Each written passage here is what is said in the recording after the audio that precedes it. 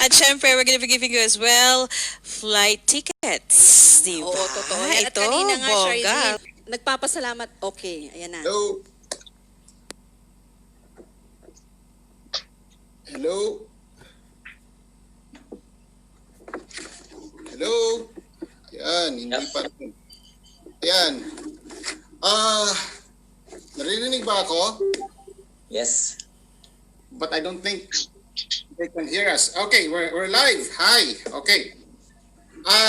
Magandang hapon po sa inyong lahat. Isang masigabong na pagdiriwang ng ating 122nd Philippine Independence Day. I am Ben Levy Jr., Dakilang Bayani 2016, and welcome to the Dakilang Bayani Awards 2020. Yan. So the Dakilang Bayani Awards first came to life in 2016, and since then, it has become a yearly tradition to honor and celebrate the advocacies of select Filipinos who exemplify not only the noblest of character and excellence in their field, but most importantly, their heart to serve the community and the remarkable heroism that meaningfully touch lives of the many.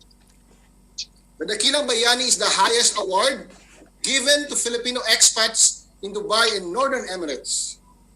And this year, we highlighted this against the backdrop of COVID-19 pandemic. So now, let me turn you over to Francis, Dakilang Bayani 2017, to give you the feel of the selection process. Thank you, Bro Ben. Magandang hapon po sa inyong lahat. Maligayang kasarinlan sa ating lahat. So it's we started to receive the nomination early March, and nag-close po tayo ng mga nomination. We have gathered around 44 nominees from diverse backgrounds, advocacies from Dubai and the rest of Northern Emirates. So the nominees went through different screening. First, they were being screened by the five of us, and then the finalists were been interviewed by our prominent judges. And with that, I think Dr. Romel Sergio will explain and also explain the criteria and introduce the judges. Thank you very much, Francis, for that introduction. Magandang buhay, kapwa Pilipino saan man sa mundo. Happy 122nd Independence Day. Mabuhay po tayong lahat. The Dakilang Bayani Awards is the highest recognition, as mentioned, awarded by the Philippine Consulate in Dubai and Northern Emirates to men and women of noble character for their inspiration drawn in the area of community service and their professional and personal achievements that help uplift the Filipinos in the UAE. And in this year's theme, Heroes Rising Above the Pandemic, I am honored to specify our criteria. First, we have 70% allotted for our community engagement. This reflects consistency of acts of kindness and helping out in our community before and during the pandemic. Then 20% attributed to awards and recognitions received. It's for local, regional, and international levels. And 10% career success story. This pertains to work-related achievements that our kababayans have had. And the 44 nominees went through rigorous screening, as mentioned by Brother Francis. Under the administration of the Power of Five, then 12 finalists were identified. These finalists have been submitted to a final interview process under prominent judges: Deputy Consul General Renato Dueñas, Vice Consul Beth Ramos, Vice Consul Marian Bringas, Labor Attaché Attorney Felicitas Bay. We also have Ilustrado CEO Ms. Lelaine Chu Benitez, Philippine Business Council Chairwoman, Ms. Marian Celeste Suarez Carella. And last but not the least, we have the Golf Law Director, Attorney Barney Almazar. Okay, congratulations to all of the nominees. I turn you over to Brother Ben for the certificate of citation for our nominees. Thank you very much, Dr. Romel. So it has been a challenge to us ever since the Power of Five assumed the administration of the selection process of Dakilang Bayani. Kasi po ang dami nating mga kababayan dito that are really heroes in their own rights. But this year particularly, masumobra po ang hirap because of the pandemic. We were forced to do this 3 times in a row. 3 beses po kami nag-deliberate. We stayed all night long, haba po ng gabi for us to actually come up with the top 12. But before we went through the top 12 po, out of the 44 nominees, we pre-selected 20, listed them, and they were considered because of what they have done, because of their background, because of their character, and because of the advocacies that they have. So yung top 20 po na yon, pumasok yung top 12. So ibig sabihin may 8 po na bibigyan natin ng recognition. Hindi man po sila nakapasok as top finalists na top 12, nevertheless, they deserve to be recognized because of the things that they have done for the community. So I will share with you right now a certificate of recognition to the top 8 shortlisted Dakilang Bayanis.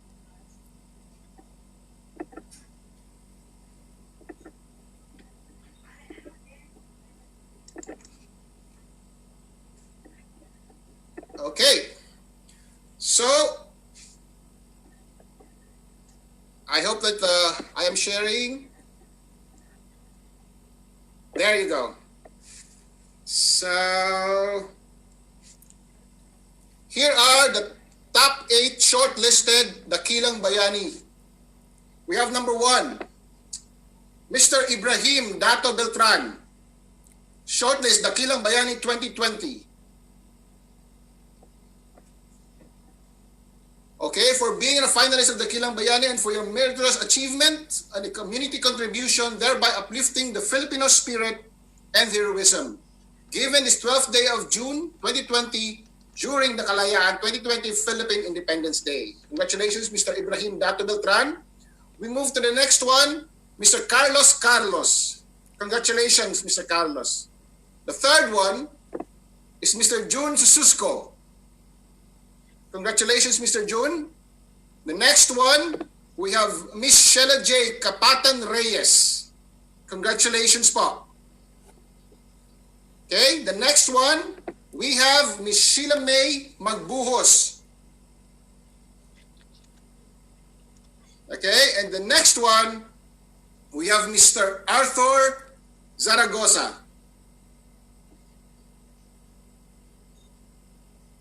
And the next one is Miss Esmeralda Sorozoro. Congratulations, Miss Esmeralda. Following that, and the last one of the top 8 is Miss Revi Laurelia. Congratulations. So these are the top shortlist candidates that we have. They are nevertheless Dakilang Bayani in their own rights, and we congratulate them. And we hope that they will continue to serve the community in their own advocacies. Thank you very much. Now, I will turn you back to Dr. Romel to give us the finalist of the Dakilang Bayani Awards. Dr. Romel. All right. Yes. Thank you again, Ben, for that. Congratulations to all shortlisted candidates and nominees. The fact that you are part of this selection process is a testament of your altruism and your generosity in extending compassion and support to those who are in need, especially during this time of pandemic. I'm honored to present to you this year's finalists. Let's roll it up, Sir Ben. All right, so there are 12 finalists. I am tasked to introduce to you the first 6 finalists. The other 6 will be mentioned later as the adjudged Dakilang Bayani 2020. Very exciting. All right, for the first call among the finalists, the 6 finalists, we have Dr. Maria Jolit Angeline P. Malaya. Congratulations. He's the head of inclusion, St. Mary's Catholic High School, Muhaisna. Truly an advocate of mental health who has provided psychosocial counseling for afflicted OFWs since 2014. Next in line, we have Lalaine Ampatuan Onotan, brokerage, Wall Street real estate. And of course, she has a very noble intention to help our fellow countrymen. Initiated a series of relief drive during the pandemic. Congratulations. We have third in line, Oliver Vitug Osea. Again, congratulations. As the partnership manager, GM Events in Dubai, he was also having drive with the main advocacy of helping everybody during this pandemic, promoting children's rights and OFW welfare. Next, we have congratulations to Lee Geginto Olvido, Visual Merchandiser Associate Altair Insignia. Advocacy is to promote physical and mental well-being through volume dancing, who has led a series of projects here and in the Philippines via Guardians Brotherhood. All right, we also have second to the last among the 6 finalists, Vicente Bigtas Belen Jr., store manager, Fujairah F2 Power and Water Desalination Plant in Fujairah here in the UAE. Advocacy is to serve God's people, being the assistant servant leader, Our Lady of Perpetual Help, and Catholic Church Filipino community from which he preferred to serve. Last but not the least, we have John G. Ligaray, a registered nurse at Aspen Medical, a public servant in the way that he promotes public health services through information. And these are the 6 finalists for this year's award that we have. Thank you very much. Let's go back to you. Okay, that's the 6 finalists that we have. At this point in time, before we proceed with the exciting announcement of the 6 winners, main winners, well, all of them are already winners, but we have to make sure that we elevate the other 6 part of our grand winners, if you may say so. Right? But before this, of course, it's an honor for me to call back, okay, pwede nating sabihin ang ating tatay sa konsulado, who has pioneered this program, spearheaded this pioneer program on Dakilang Bayani. And at this juncture, again, I am so privileged to call back and introduce His Excellency Paul Raymond Cortez, our Philippine Consul General in Dubai and Northern Emirates, for his inspirational message. Thank you very much, Dr. Romel. Thank you very much to the Power of 5 as well. And well, you're right. We've been trying to come up with this award for the past 5 years. We've been trying to determine who among the over 500,000 Filipinos in Dubai and the Northern Emirates deserve to be elevated, deserve to be given an award. And it's something that has grappled yung mga isipan natin because there's so many people who have done so much for the community, lalong-lalo na itong pandemya, kung saan tried at naging tested yung ibang mga karakter na mga tao.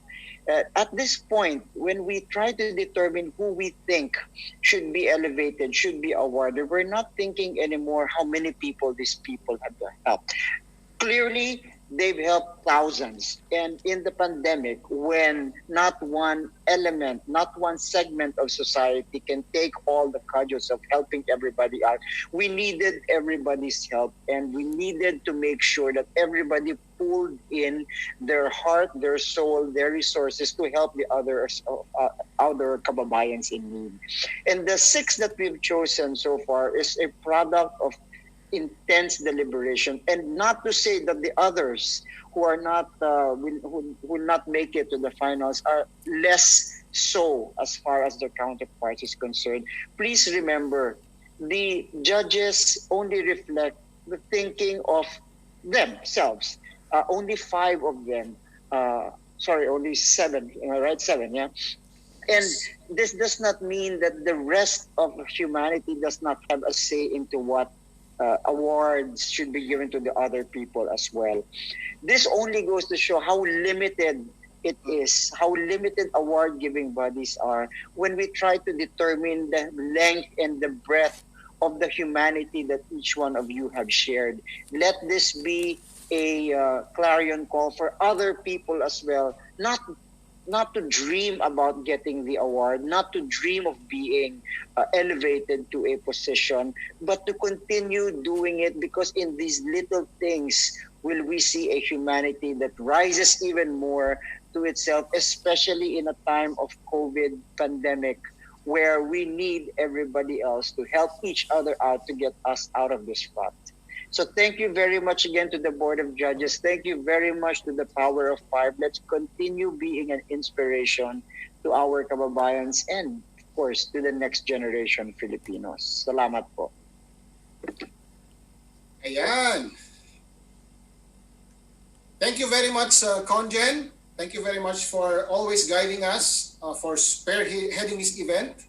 And we look into your leadership as we proceed, and we try our level best to come up with the Dakilang Bayanis every year. So, yan po. If you can notice, with me right now here is the trophy of Dakilang Bayani. I don't know if you guys can see it. This will be handed over very soon to our winners as testament, not to themselves, but their advocacies, their community service. Sinabi nga ni Conjen, hindi tao ang hina-highlight natin dito, kundi yung ginawa nila para sa community natin, yung puso nila at yung serbisyo nila sa ating mga kababayan. That being said, let's proceed to the winners, the top 6. Again, they're all winners, but we have now the top 6 Dakilang Bayanis of 2020. Okay. Yan na. Drum roll, please. We will start introducing them. And then we will give them a few seconds to say their piece before we move to the next one. Okay, exciting. Let's start the ball rolling. Hold on. Okay.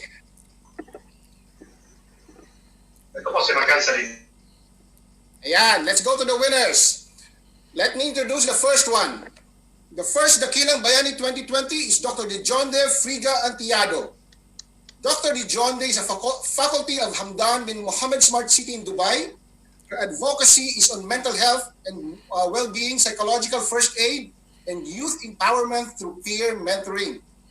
Dr. Dijonde has been busy being the founding board member of the Psychological Society of the Philippines, UAE chapter.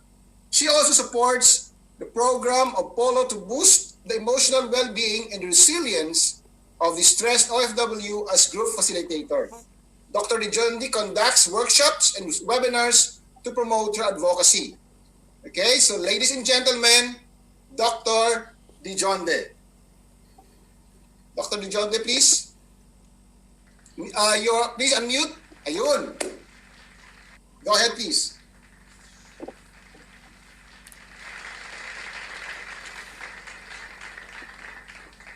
Dr. Dijonde, nakamute po kayo.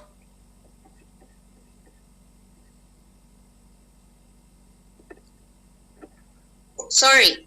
Yun. Sorry. Go ahead. To the prominent panel of judges, the Power of 5, the organizers of this team, of this committee, Maraming salamat po. I share this recognition to my group, the Psychological Society of the Philippines, UAE Chapter. Para sa bayan, Pilipinas, mabuhay! Mabuhay ka. Thank you. Yan. Congratulations. Congratulations, Dr. Dijonde. Thank you very much. Salamat po. Congratulations. Bayani 2020. Okay. Exciting. Let's proceed. Okay.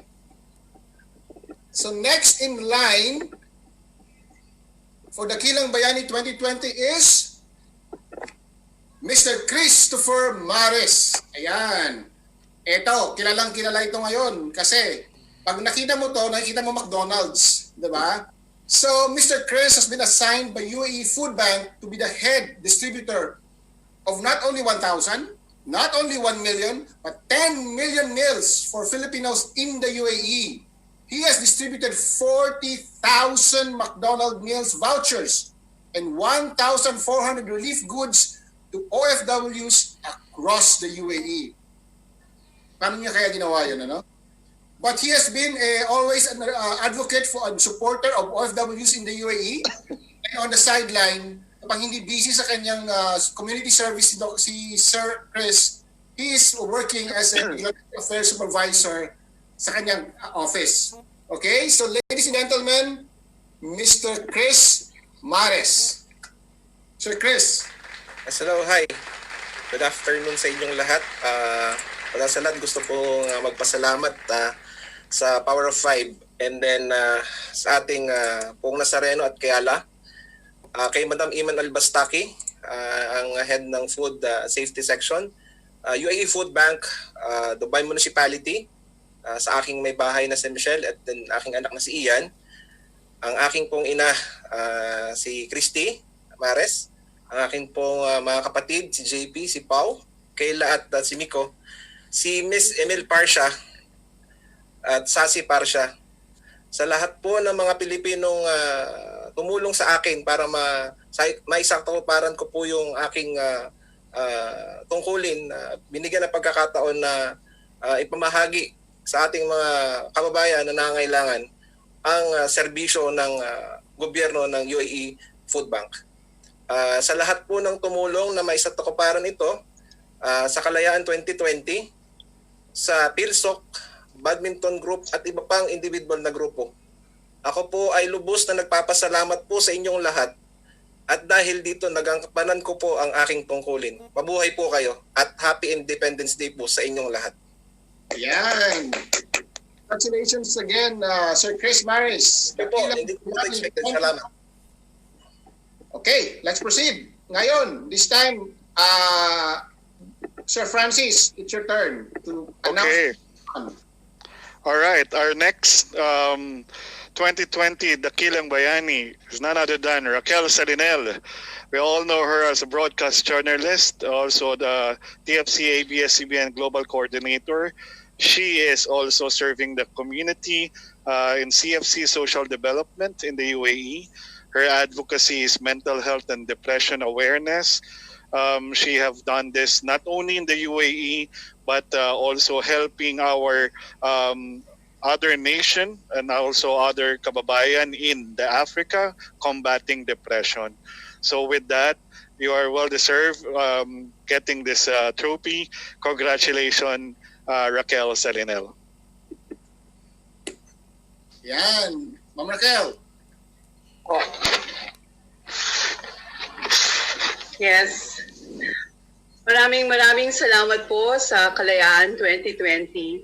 Inaalay ko ang parangal na ito sa mga dumamay sa gawaing ito, sa mga psychologists, professors, artists, painter, photographer o HR consultant at sa lahat ng volunteers ng SOCDEB ng CFC UAE at lalo na sa aking asawa na si Artos Baños. Sa mga dumadaan sa depresyon, lalo na ngayong COVID-19 pandemic, huwag po kayong bibitaw. May nakikinig po sa inyo. May dadamay sa inyo. Manalig lang sa Panginoon, may kasama kayo. At kung kailangan nyo ng kausap, lalo na ngayon, pwede nyo pong i-access FB site ng Ugat Sandaline. Libre po ito at binuo po ito lalo na ngayong COVID-19 na maraming napanghihinaan ng loob. Manalig lang, kapit lang, kasama nyo kami. Maraming salamat po. Alright, congratulations, Raquel Saninel. Ang susunod na lineup ng 2020 Dakilang Bayani. Okay, hold on. Congratulations, King Chapazar Belimac. He is the senior consultant on Lion King Oil and Gas Consulting. His advocacy is to fight global poverty and human trafficking, promotes labor and human rights equality. He's been doing this not only in the UAE, and as long as he was an OFW also from other countries. He is also the chairman of OFW Helpline Global, and at the same time an ad hoc chairman of OFW Global Movement Association and Cooperation UAE. Mabuhay ka, King, and congratulations, and well-deserved award. King. Magandang hapon po sa inyong lahat. I dedicate this award especially sa ating Panginoon and sa aking pamilya sa Mindanao, sa dalawang anak ko, si Princess Beatriz Belimac and King Benrix Belimac, at saka sa Belimac family sa Sarangani Province. And sa grupo ko sa OFW Helpline na mga distressed Filipino workers, i-dedicate ko to sa inyo and sa OFW GMAC around the world. Sa mga OFW, kayo ang inspirasyon ko sa pagpatuloy at pagbutihin ko pa ang pagserbisyo sa bayan. Mabuhay ang Dakilang Bayani sa bawat puso ng mga makabagong bayani. Tuloy lang ang laban natin sa gitna ng pandemya. Mabuhay tayong lahat. Mabuhay Kalayaan 2020, and to God be the glory. Thank you very much, King. Congratulations, Dakilang Bayani 2020. Now, on our next lineup, as one of the grand finalists 2020 Dakilang Bayani, is none other than, drumroll please, Arnel Fernandes.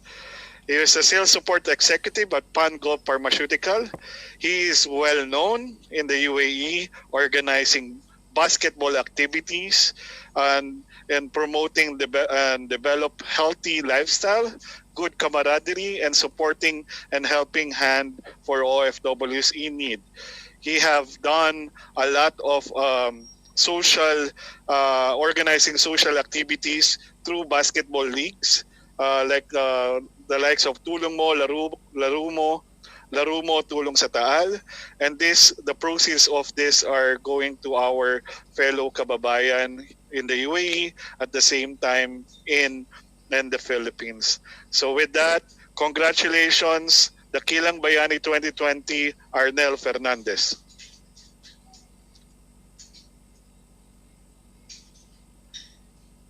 Sir Sir Arnel, Arnel? baka nakamute. Nakamute ka, sir. Yun. Nakamute. Yeah. Okay na po. Okay na. Magandang hapon po sa lahat. Unang-una, hindi ko ito iniisip na manalo ako. Kaya nagpapasalamat ako sa Panginoon na na-recognize yung hirap namin. Nakita ko kasi mga kababayan natin ang hirap. Di kaya tiisin ng kahit sinong Pilipino. Hindi ko naman pinangad magka-award, pero sa araw-araw na nakikita ko, napakahirap. Mahirap. Kaya nagpapasalamat ako sa Panginoon. Hindi niya ako pinapabayaan. Kahit anong lakad ko araw-araw, hindi ako tinatamaan ng COVID, hindi ako nagkakasakit. Maraming salamat sa asawa ko. Maraming salamat sa pamilya ko sa pag-unawa at takot nila pag uuwi ako ng bahay. Maraming salamat sa mga kaibigan ko. Sa old school, sa grupo ko, maraming salamat sa inyo. Nandiyan kayo lagi sa akin tumutulong. Sa mga kaibigan kong basketballista, nakasama ko lagi. nandiyan kayo, tumutulong at nananalangin na maraming salamat po. Maraming salamat po. God bless everyone. Laban lang tayo mga kabayan. Makakaraos po tayo. May Diyos. Salamat po sa lahat na judges. Thank you very much. And thank you very much, Sir Arnel. Okay, so next one. The last one. Okay, let me share. The last but not the least is Zorin Aiko.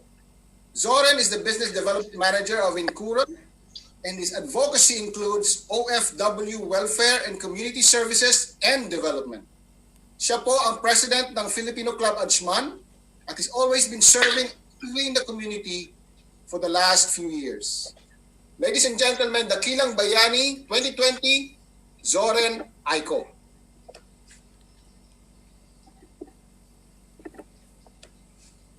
Maraming salamat po sa Power of Five at sa mga judges.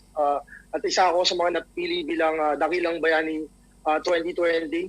Ang maging isang nominado ay isa ng karangalan sa Dakilang Bayani. Bagkus lalo ang maging parte ng at mabigyan ng award na ito. Nagpapasalamat ako sa Diyos, sinaalay ko ito sa aking asawa at sa aming mga magulang, sa aming pamilya, at lalong-lalo na sa aking mga kaibigan at siyempre ang FCA officers, ang Field Club, Ajman officers and members. Ito po ay para sa inyo. Maraming salamat sa lahat ng mga tulong at suporta na ibinigay nyo sa akin, lalong-lalo na nung nagdi-distribute tayo ng mga relief goods during pandemic. Alam ko you guys risk your health as well, going out and distributing. Maraming salamat.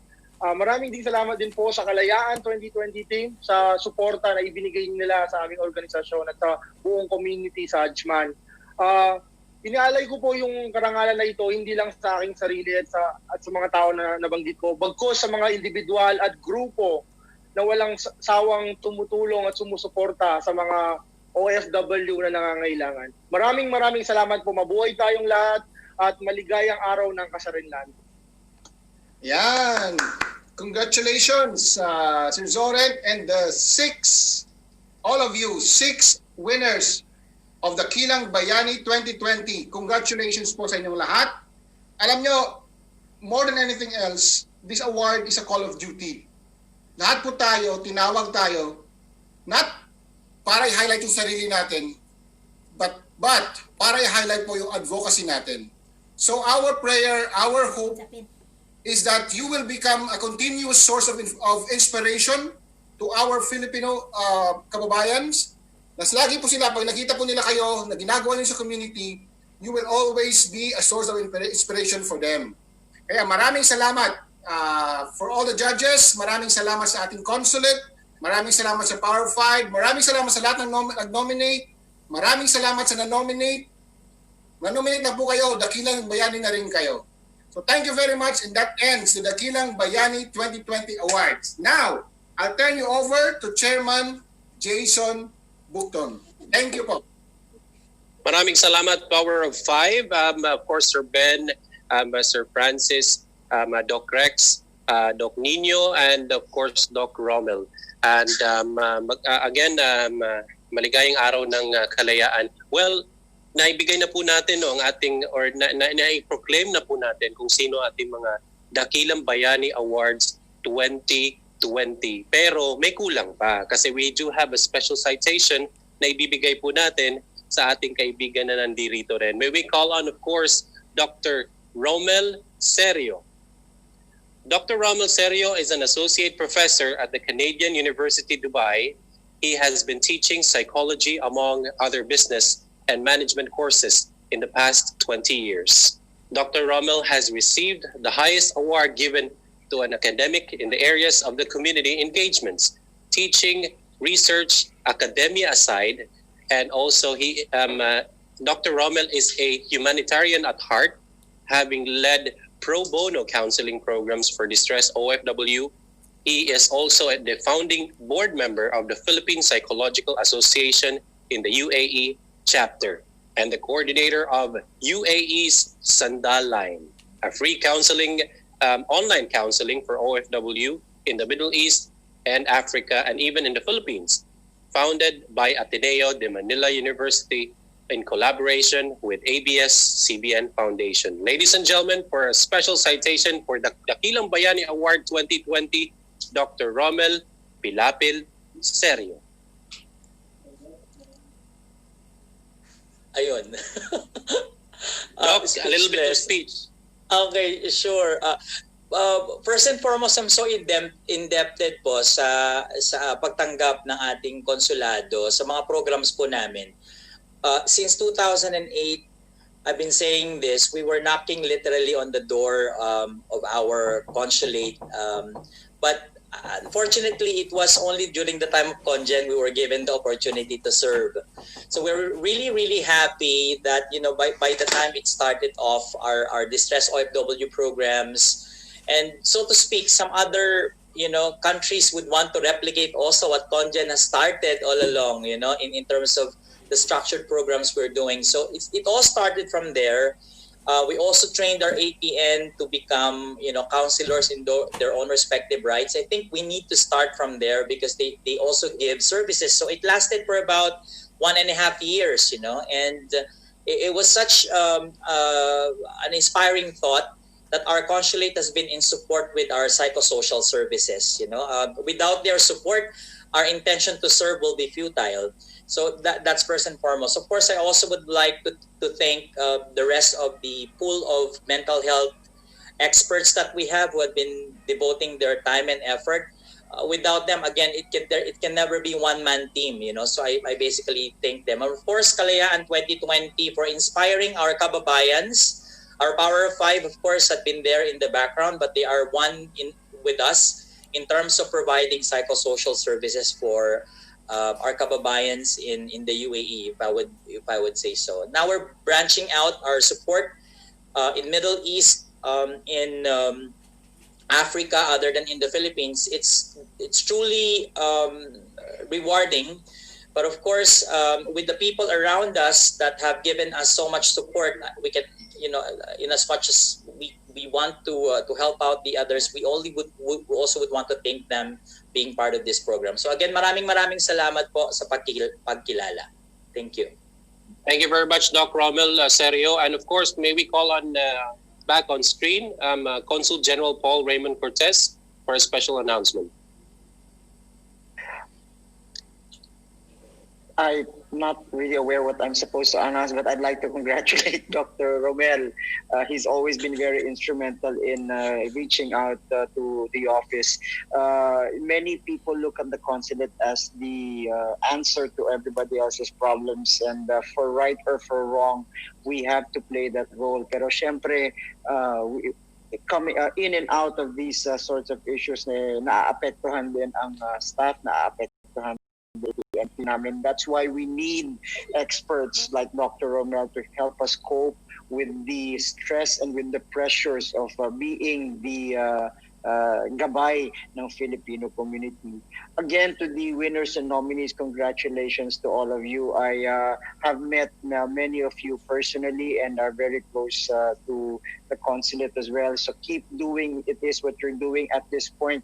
Hindi po it's not necessary, as I said, to just let everybody know of the awards or the nominations, but your actions show exactly what we should be as human beings. Salamat po sa inyo lahat.